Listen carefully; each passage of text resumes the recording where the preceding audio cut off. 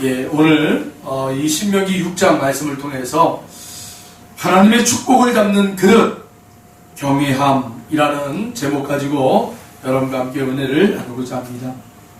한번 여러분들도 각 처소에서 한번 따라해 보시죠. 하나님의 축복을 담는 그릇, 경외함. 할렐루야. 성경에는 성도를 향한 하나님의 풍성한 축복이 약속이 되어 있습니다. 그 복을 누리는 비결은 다양합니다. 예배, 기도, 회개, 감사, 인내, 소망, 충성, 하나님을 기쁘시게 하는 이 모든 믿음을 요약하면 바로 경외함입니다. 성경에 경외함이라는 단어가 처음 기록된 것은 창세기 22장 12절에 기록하고 있습니다. 사자가 이르시되 그 아이에게 내 손을 대지 말라. 그에게 아무 일도 하지 말라. 내가 내 아들 내 독자까지도 내게 아끼지 아니하였으니 내가 이제야 내가 하나님을 경외하는 줄을 아노라. 어느 날 하나님께서 아브라함에게 아들 이삭을 바치라 명령합니다. 깊은 고민에 빠지게 되지만 믿음으로 순종하게 되고 주님이 크게 감동하시며 하신 말씀이 바로 창세기 22장 12절 말씀입니다. 아브라함은 경외하는 믿음이 있었기에 아들을 바쳤고 그 결과 여호와 이레의 축복을 누리게 되었으므로 우리는 경외함이 바로 놀라운 축복을 담는 믿음의 그릇임을 알 수가 있습니다. 성경을 보면 하나님께 큰 축복을 받거나 크게 쓰임받은 사람들의 특징은 경외하는 믿음을 가지고 있었습니다. 성경에는 경외함이란 단어가 약 160회 기록되어 있는데 특히 많은 말씀 속에는 경외란 이 단어와 축복이란 단어가 밀접한 관계로 기록된 것을 통하여 우리는 경외함이 축복의 비결임을 알 수가 있습니다. 시편 115편 13절 높은 사람이나 낮은 사람을 막론하고 여호와를 경외하는 자들에게 복을 주시리로다. 아멘.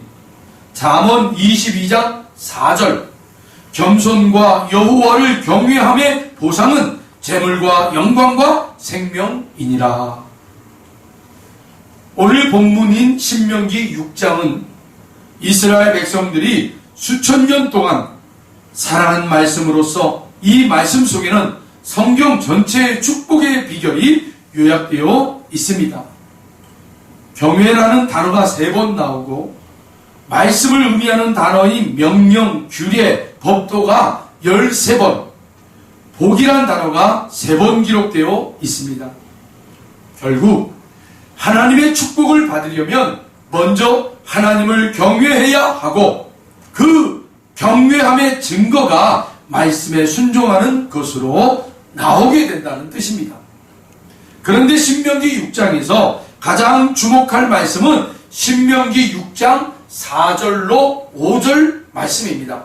우리 함께 같이 읽어보겠습니다. 4절로 5절 말씀을 같이 읽어보겠습니다. 이스라엘아 들으라. 우리 하나님 여호와는 오직 유일한 여호와이시니 너는 마음을 다하고 뜻을 다하고 힘을 다하여 내 하나님 여호와를 사랑하라. 이 말씀에서 들으라 라는 말씀은 히브리어로 쉐마란 그런 단어를 사용했습니다. 이스라엘 백성들이 오늘날도 생명같이 여기는 말씀이 바로 쉐마입니다. 쉐마. 주님은 지금 무엇을 들으라고 말씀하는 것일까요? 하나님을 사랑하되 마음과 뜻과 목숨을 다하여 사랑하라는 것으로서 이것이 바로 경외함이라는 것입니다. 그러면 어떻게 우리가 하나님을 경외할 수 있을까요? 그 방법은 여러 가지가 있지만 분명한 것은 우리가 하나님을 뜨겁게 만나거나 기적을 체험하면 얻을 수 있는 그러한 방법입니다. 출애굽기 14장 31절에 아주 귀한 말씀이 기록되어 있습니다. 출애굽기 14장 31절 말씀을 다 한번 찾아보겠습니다. 출애굽기 14장 31절 말씀입니다. 다 찾으신 줄로 알고 봉독해 올려드립니다. 이스라엘이 여호와께서 애굽 사람에게 행하신 그 큰 능력을 보았으므로 백성이 여호와를 경외하며 여호와와 그의 종 모세를 믿었더라. 아멘. 이 말씀은 홍해의 기적 직후에 기록된 말씀으로 인간이 하나님을 경외하게 되는 것은 인간의 지식을 넘어서는 기적을 체험할 때 느끼는 큰 감동으로 다가옵니다. 세계 역사 속에서 도저히 이해할 수 없는 한 국가가 있습니다. 세상에서 거의 제일 작은 나라, 그러나 하나님이 자기 백성으로 선택하신 나라. 신명기 7장 6절로 7절을 보면 하나님이 그 민족을 왜 선택을 했는지가 기록이 되어 있습니다. 너는 여호와 내 하나님의 성민이라.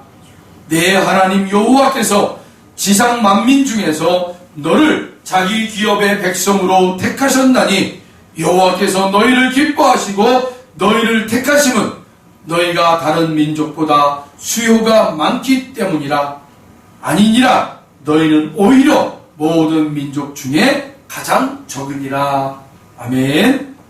주님이 너무 사랑하셔서 십계명을 주시고 약속의 땅으로 인도하신 나라, 수천 년 동안 많은 강대국의 침략을 받았지만 주님께서 눈동자같이 지켜주셔서 멸망하지 않고 살아남은 나라, 오늘날도 전 세계에 영향을 끼치며 인류 역사에 공헌을 한 민족, 그들이 이스라엘 민족입니다. 우리는 그 사실을 세계적으로 유명한 유태인들을 통하여 알 수가 있습니다. 첫 번째, 사상가들 헤겔, 칸트, 루소, 스피노자, 데카르트, 니체, 파스칼, 다 유태인이에요. 또 음악가 중에는 베토벤, 핸델, 모차르트, 멘델스존, 바그너, 차이코프스키, 다 유태인들입니다. 문학가 중에는요, 앙드레지드와 사르트르, 카프카, 까미, 파스텔나르크, 다 유태인들입니다. 과학자 중에는요, 아인슈타인, 코흐, 이 코흐라는 사람은 결핵균을 발견한 사람이고요. 왁스먼, 이 왁스먼이라는 사람은 마인신을 개발한 사람이고요. 오펜하이머, 이 사람은 수소폭탄을 만든 사람입니다. 또 미술가 중에는요, 미켈란젤로, 피카소, 렘브란트, 세잔느, 밀레, 샤갈. 지휘자 중에는요, 토스카니니, 유진 오르만디, 버슈타인, 브루노 월터. 연주자 아이자 스턴, 야사 하이페츠, 파블로 카살스. 정치가는요, 나폴레옹, 처칠, 루즈벨트, 아이젠하워, 드골, 케네디 등이 있습니다. 여러분, 어떻게 이렇게 작은 나라에서 역사에 빛나는 많은 인물들을 배출할 수 있었을까요? 그 이유는 간단합니다. 이스라엘 백성들이 수천 년 동안 하나님을 경외하였고 말씀에 순종했기 때문에 주님의 약속이 성취된 것입니다. 신명기 28장 1절로 2절에 보시면 내가 내 하나님 여호와의 말씀을 삼가 듣고 내가 오늘 내게 명령하는 그의 모든 명령을 지켜 행하면 내 하나님 여호와께서 너를 세계 모든 민족 위에 뛰어나게 하실 것이라. 내가 내 하나님 여호와의 말씀을 청종하면 이 모든 복이 내게 임하며 내게 이르리니. 할렐루야.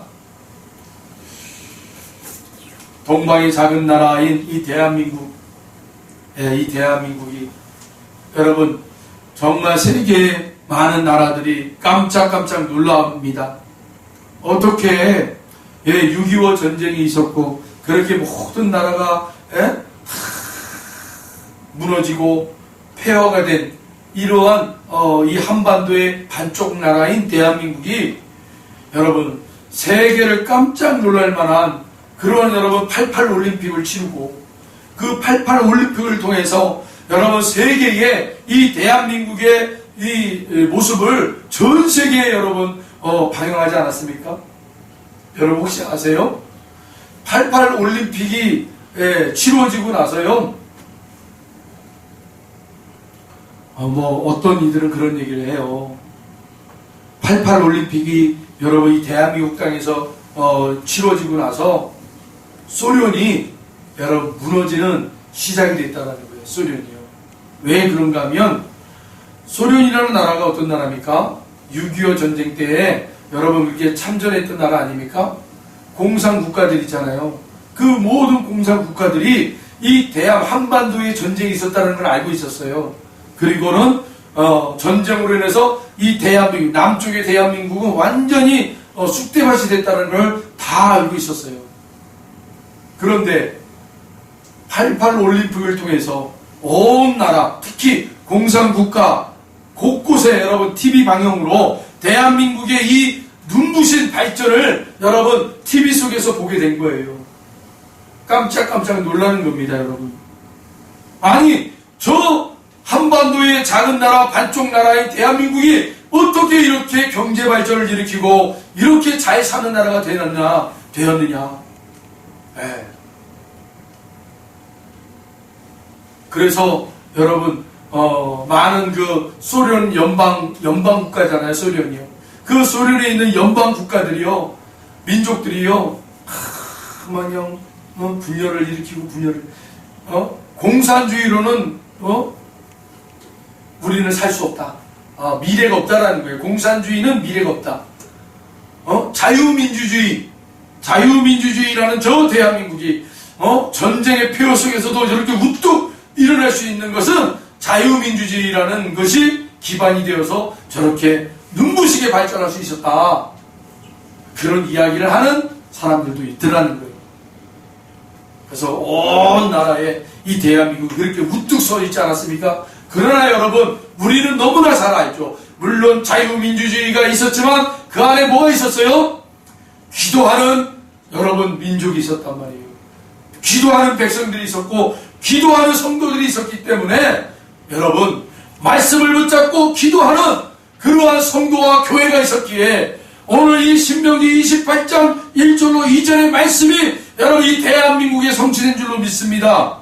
내가 내 하나님 여호와의 말씀을 삼가 듣고 내가 오늘 내게 명령하는 그의 모든 명령을 지켜 행하면 내 하나님 여호와께서 너를 세계 모든 민족 위에 뛰어나게 하실 것이라. 내가 내 하나님 여호와의 말씀을 청종하면 이 모든 복이 내게 임하며 내게 이르리니. 우리 믿음의 선조들이요 바로 이 말씀을 붙잡고 기도하고 말씀을 붙잡고 행했단 말입니다. 그냥 복이 여러분 거저 글러온 게 아니더라는 거예요. 하나님의 말씀을 붙잡고 순종하고 하나님의 말씀을 붙잡고 기도하는 우리 믿음의 선조들이 있었기에 하나님께서 축복해 주신 줄로 믿습니다. 재밌는 이야기가 하나 있어요. 지하철에서요. 지하철을 이제 타려고 이렇게 쭉 이렇게 한 줄로 서 있지 않습니까?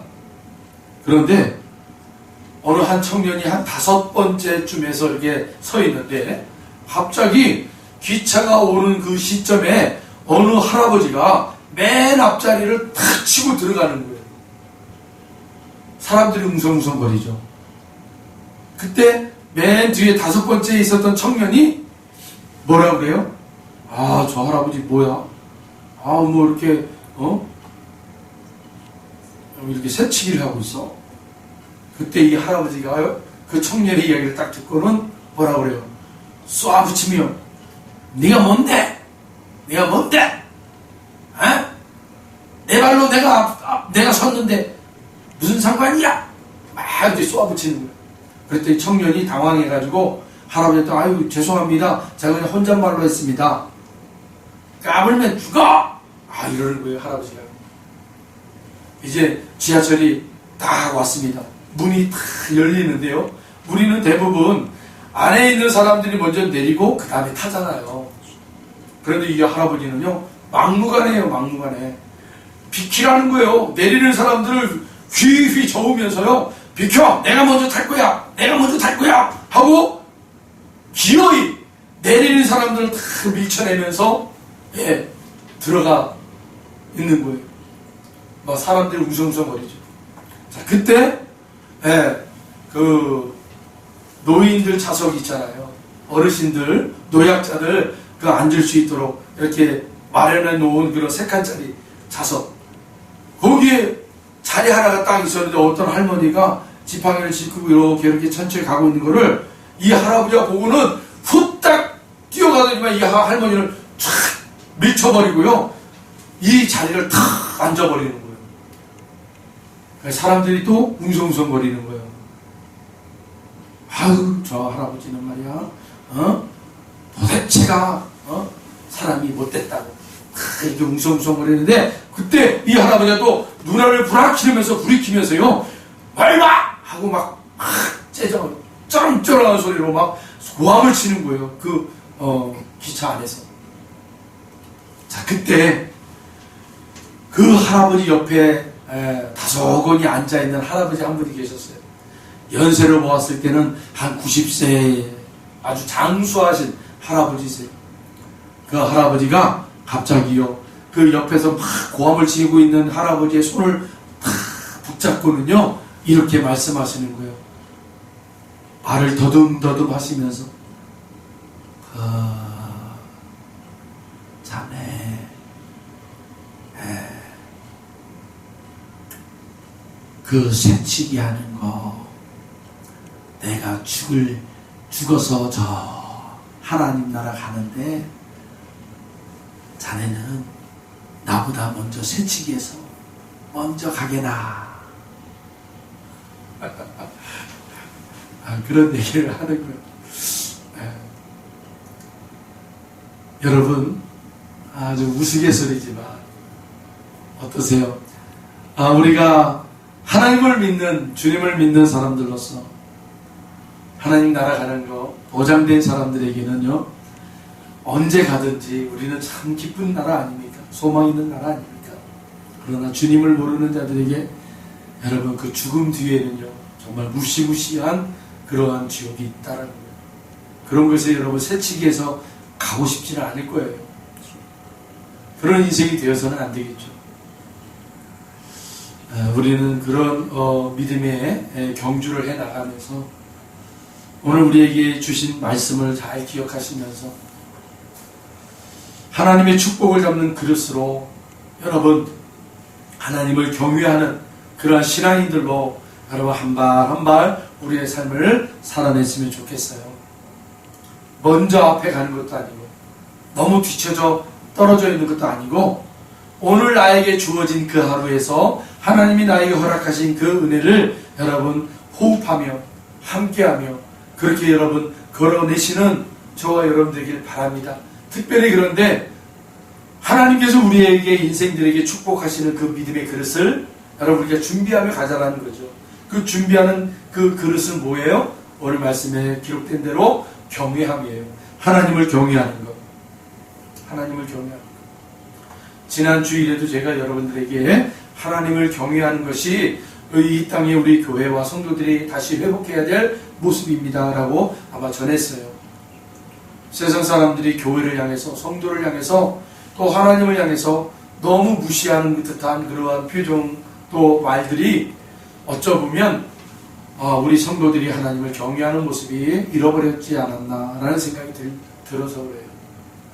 오늘 이 수요 예배를 통해서 하나님의 축복의 그릇, 이 축복의 그릇은요 바로 경외함이에요. 경외. 사랑하는 성도 여러분, 여러분들의 삶의 자리 속에서 하나님을 많이 경외하십시오. 예, 하나님을 경외하는 것이요 하나님께 부으시는 그 축복들을 우리가 받을 수 있는 그릇을 만드는 것입니다.